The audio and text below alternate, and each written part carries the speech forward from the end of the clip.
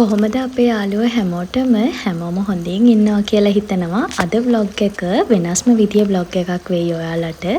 අද vlog එකෙන් ඔයාලට බලා ගන්න පුළුවන් අපි ඩුබායි වලින් එන්න පිටත් වුණ විදිය, අපි ලෑස්ති වුණු විදිය, ඒ හැම දෙයක්ම අපි අපේ මතකයන් වල තියාගන්නත් එක්කම කැප්චර් කරගෙන තියෙන්නේ. ඉතින් අද vlog එකෙන් ඔයාලට ඒ සියලුම දේවල් බලා ගන්න පුළුවන්.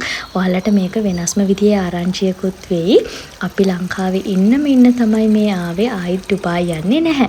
ඉතින් මේ ඔයගොල්ලෝ දකින්නේ අපි ඩුබායි වලින් එන්න කලින් අපි මේක ගොඩක්, ඒ කියන්නේ මාස ගානකට කලින් ඉඳන්, ඇත්තටම කිව්වොත් ගිය අවුරුද්දේ ඉඳන්ම අපි ප්ලෑන් කරගත්ත දෙයක් තමයි අපි 2025 ලංකාවට සෙටල් වෙන්න යනවා කියන එක.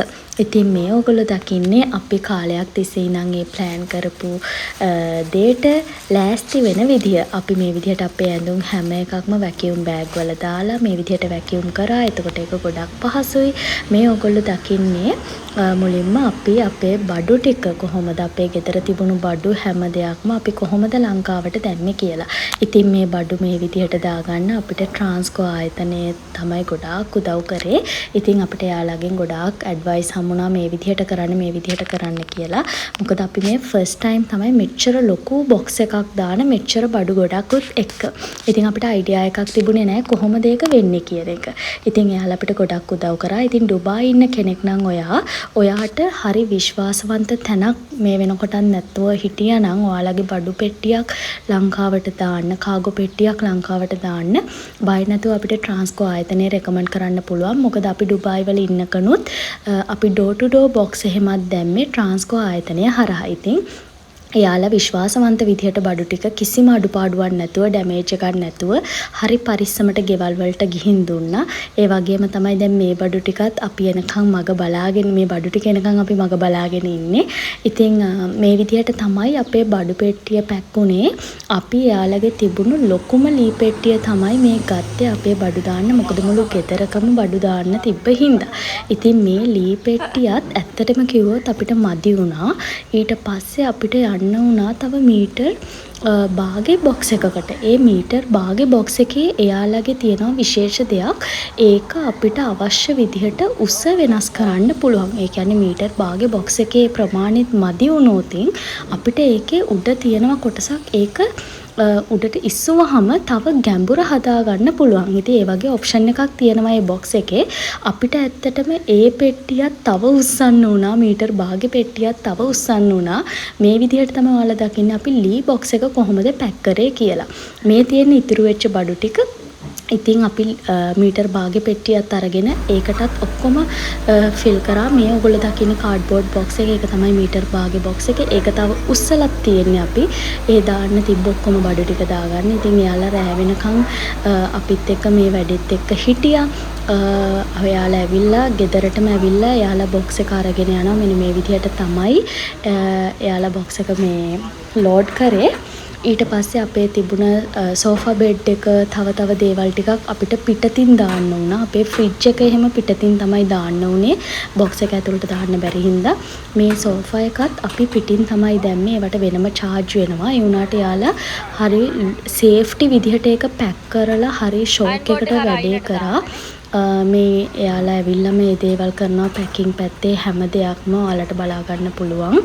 අපි මේ විදිහට අපේ තිබුණු රෙදි රැක් එක, අයර්න් බෝඩ් එකේ ඔක්කොම එකට තියලා අපි පැක් කරා. ඊට අමතරව මේකට අපි යාලට කිව්වා ගෝනියක් දාන්න කියලා, තව සේෆ්ටි එක වැඩි වෙන්න. ඉතින් මේ විදිහට තමයි යාලා ඒකේ පැකින් කොටස කරේ. ඊට පස්සේ මේකට අපි ගෝනියකුත් ඇඩ් කරා. ඔයාලා මේ බොක්ස් වලට ගෝනියක් ඇඩ් කරනවා නම් ඒකට වෙනම ඩිරාම් 30ක් මට මතක විදිහට charge වෙනවා. 25ක් නැත්නම් 30ක් charge වෙනවා. ඉතින් ඒක තව සේෆ්ටි එක වැඩි ඒ විදිහට දානකොට. ඔයාලට පේනවා ඇති යාලා හරිම නීට් එකට යාලගේ පැකින් පැත්ත උනත් කරනවා. ඇත්තටම ගොඩක් පහසු වුණා යාලත් එක්ක වැඩ කරන්න. මේ තියෙන්නේ මම ඒ කියපු ගෝනිය. ඒක දාලා තමයි අපි සෝෆා බෙඩ් එක හරිය කවර් කරේ. ඉතින් දැන් අපේ බඩු ටික යන්නයි හදන්නේ. මේ ඔයගොල්ලෝ දකින්නේ අපි එයාපෝට් එකට යන විදිය. ඉතින් ඇත්තටම කිව්වොත් බඩු පෙට්ටිය දාලා ඉවර වෙලා අපි තවත් සතියක් ඩුබායි වල හිටියා. අපේ තව තිබුණු වැඩ ටිකක් ඉවර කරගන්න. ඒ සතියත් ඉවර වෙලා දැන් මේ එයාපෝට් එකට යන විදිය තමයි ඔයාලා දකින්නේ. අපි මේ පාර ලංකාවට යන්න බුක් කරේ එමිරේට්ස් එයාලයින් එක. වෙනසකටත් එක්ක අපිට හිතුණා එමිරේට්ස් එයාලයින් එක බුක් කරන්න ඕනේ කියලා. මොකද අපි කවදාවත් එමිරේට්ස් එයාලයින් එකේ travel කරලා තිබුණේ නැහැ. ඉතින් මේ අපේ එමිරේට්ස් flight first experience එක. ඉතින් ඒකත් ඔයාලට බලා ගන්න පුළුවන්. මේ අපි ඉන්නේ ටර්මිනල් 3 එකේ දැන්. එමිරේට්ස් flights එන්නේ ටර්මිනල් 3 එකට. ඉතින් මේක අපිට වෙනස්ම අත්දැකීමක් වුණා. මේ එයාපෝට් එක උනත් ටිකක් වෙනස් අනිත් ටර්මිනල් 1 එකටයි 2 එකටයි වැඩිය. ඉතින් ඒ වුණාට ඩුබායි එකේ එයාපෝට් එකේ ටර්මිනල් 1 2 3 කියලා එහෙම වෙනසක් නැහැ. හැම දෙයක්ම හරි පහසුවෙන් කරගන්න පුළුවන්. හැබැයි තව දෙයක් කියන්න ඕනේ එමිරේට්ස් ෆ්ලයිට් එකේ යන කෙනෙක් නම් ඔයා මේ ටර්මිනල් එකෙන් ඔයාලගේ බොක්ස් එකට රැපින් එක කරනවා නම් ටර්මිනල් 1 එකේ 2 එකටයි වඩා මේකේ චුට්ටක් ගාණ වැඩි. ඒ අනිත් ඒ වගේ ඩිරාම් 30යි මෙතන ඩිරාම් 40යි. ඒක පොඩ්ඩක් ඔයාලට කියන්න ඕනේ කියලා හිතුණා. ඉතින් මේ ඔයගොල්ලෝ දකින්නේ ටර්මිනල් 3 එකේ ඩියුටි ෆ්‍රී ඒරියා එක.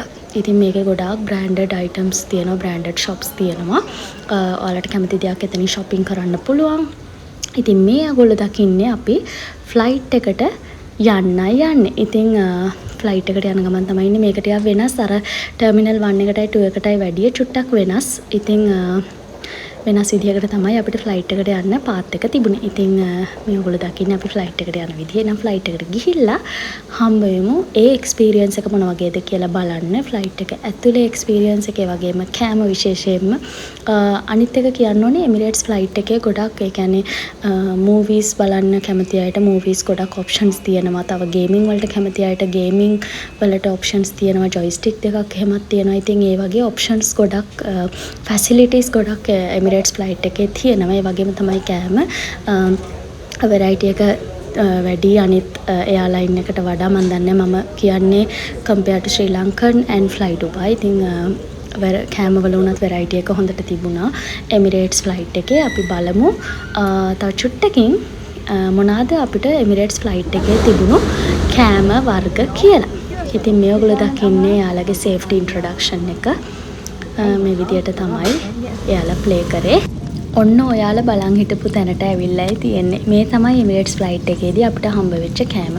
ඉතින් මං කියන්නේ යාළගේ වෙරයිටි එක හොඳට තිබුණා කියලා. මේ ඔයගොල්ලෝ දකින්නේ එතන පැස්තා තිබුණා. මේන් කෝස් එක විදිහට අපි ගත්තේ grill chicken with roasted potato තිබ්බා. එතකොට steamed carrot and peas තිබුණා මේන් පෝෂන් එකේ. ඉතින් ඊට අමතරව සැලඩ් එකක් තිබුණා. පැස්තා සැලඩ් එකක්, තව කොකනට් මූස් එකක් තිබ්බා ඩෙසර්ට් එක විදිහට. තව කැෂියු පැකට් එකක් තිබුණා. ඩ්‍රින්ක්ස් අපිට කැමති විදිහකට ගන්න පුළුවන්කම තිබුණා. තව බන් එකක් තිබුණා. ඊට අමතරව බටර්, තව චොකලට් කෑල්ලක් ඔය වගේ කීපයක්ම තිබුණා ಜಾති අපිට try කරන්න. ඉතින් ඇත්තටම කෑම හරිම රසයි. හොඳටම තිබුණා. ඒක කියන්නම ඕනේ. ඉතින් දැන් නම් අනුන්නිදී ටිකක් සීතලයි. මාත් බ්ලැන්කට් එක පෙරවගෙන ඉන්නේ ඔයගොල්ලන්ට පේනවා ඇති. අපි එන ලංකාවට ගිහිල්ලා හම්බ වෙමු. අපි දැන් මේ ෆ්‍රන්ට් කැම් එක ස්ක්‍රීන් එකේ ඔන් කරගෙන තියෙන්නේ. අපි ලංකාවට ලෑන්ඩ් කරන ගමන් තමයි දැන් මේ ඉන්නේ. ඔයගොල්ලන්ට පේන්නේ ෆ්ලයිට් එක රන්වේ එකට ලෑන්ඩ් කරන විදිහ මට හිතුණා ඒකත් කැප්චර් කරගන්න ඕනේ කියලා ස්ක්‍රීන් එක හරහා. ඉතින් අපි දැන් මේ බැගේජ් ගන්න ඇවිල්ලා ඉන්නේ ලංකාවේ එයාපෝට් එකේ. අපි දැන් ඉන්නේ බැගේජ් ගන්න ඇවිල්ලා තියෙන්නේ. අපේ බැගේජ් එක ගෙනකන් තමයි අපි දෙන්නත් එක්ක දැන් මේ මෙතනට වෙලා ඉන්නේ. ඒ ගමන් චුටි ක්ලිප්ස් ටිකක් මෙන්න මේ විදිහට ගත්ත පොඩ්ඩක් උපදූප ටිකුත් හොය. ඉතින් ওই විදිහට තමයි අපි දැන් ලංකාවට ඇවිල්ලා ඉන්නේ. ඔයාලට තව ඉස්සරහට අපේ ලංකාවේ ඉඳන් අපි කරන vlogs බලා ගන්න පුළුවන්. අපි travel කරන්න හිතාගෙන ඉන්නවා ගොඩක්. ලංකාවේ අපේ daily vlogs ගන්න හිතාගෙන ඉන්නවා. ඉතින් ඔයාලට හැම දෙයක්ම ඉස්සරහට අපේ YouTube channel එක හරහා ලස්සනට බලා ගන්න පුළුවන්. ඉතින් අපි දැන් ගෙදරට ඇවිල්ලා ඉන්නේ. මෙන්න මේ විදිහට තමයි අපේ බලු කුක්කා අපිව පිළිගත්තේ. පේනවනේ. එයා හරිම excited. අපි දැකලා මෙන්න මේ විදිහට තමයි එයා අපිව welcome කරේ. ඉතින් මේ වීඩියෝ එක දාන්නේ හරියටම මාසයකට පස්සේ. ඇයි මම එහෙම කියන්නේ කියලා දැන් බලමු. ඉතින් වීඩියෝ එකේ මුලින්ම අපි පැක් කරපු කාගෝ බොක්ස් එකත් ඔන්න මේ වෙනකොට අපේ ගෙදරට ඇවිල්ලා තියෙන්නේ. අපේ ගෙදරට ආවා කියන්නේ අපි ගිහිල්ලා ක්ලියර් කරගත්තා. ඉතින් ලංකාවට ආවා ඒ ටික. ඉතින් අපි මේ විදිහට තමයි කාගෝ එක ක්ලියර් කරලා ගෙදරට අරගෙන ආවේ. ඉතින් මම ඔයාලට කිව්වනේ අපි ට්‍රාන්ස්කෝ කාගෝ එකෙන් කියලා මේ බඩු ටික දැම්මේ. ඉතින් ඇත්තටම එතන වෙච්ච process එක හරිම ස්මූත්ලි වුණා. ක්ලියර් කරන process එක. මට හිතුණා අනිවාර්යෙන් ට්‍රාන්ස්කෝ කාගෝ එක ගැන වෙනමම වීඩියෝ එකකින් ඔයාලට කියන්න ඕනේ කියලා. ඒක පිටරටක ඉන්න ඔයාට ගොඩක් වැදගත් වෙයි කියලා හිතුණා. මොකද අනිත් කාගෝ වලට වඩා ඒක හරිම ස්මූත් process එකක් තියෙන කාගෝ එකක්. ඉතින් ඔයා අපේ channel එකට අලුත් යාළුවෙක් නම් අනිවාර්යෙන් අපේ subscribe කරලා තියාගන්න. වීඩියෝ එකට කැමති නම් like එකක් දාලා comment එකක් දාන්නත් අමතක කරන්න එපා. අදට ගිහින් යන්නම්. bye.